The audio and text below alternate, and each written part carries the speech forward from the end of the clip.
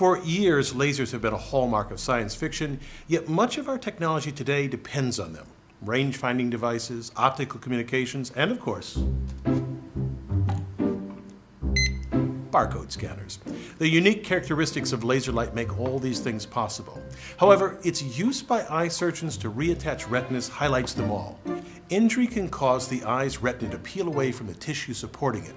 Without rapid treatment, the entire retina can become detached, causing blindness.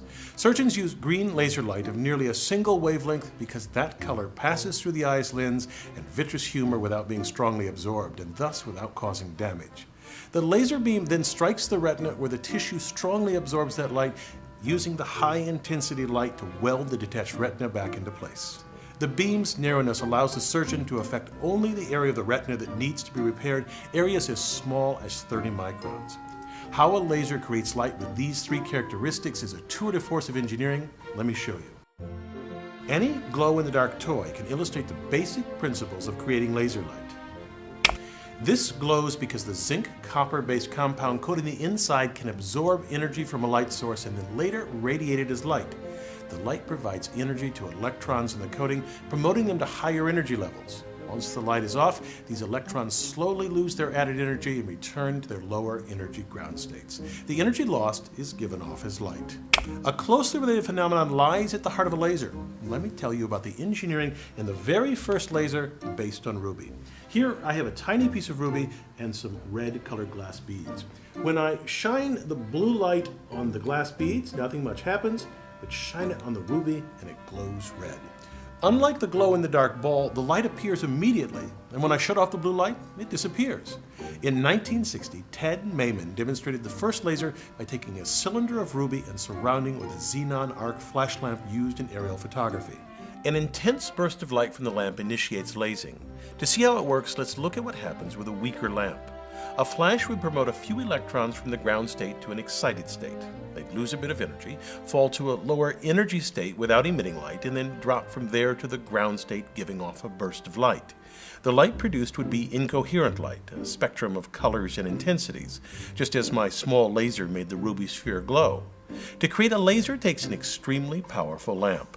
In the ruby laser, repeated flashes, called pumping, make something amazing happen. They supply so much energy that a population inversion occurs. Here, more electrons in the energy level just above the ground state than in the ground state. Electrons from a population inversion returning to the ground state release light that starts an avalanche called stimulated emission. The photon produced when an electron decays induces other excited electrons to simultaneously decay and release nearly identical photons. That creates coherent light, meaning that the crests and troughs of every light wave in the beam match up. Now, at this point, we have coherent light, but not yet the other two properties of laser light. To get a narrow beam with all the light rays parallel and of a nearly single wavelength requires an addition to the ruby rod.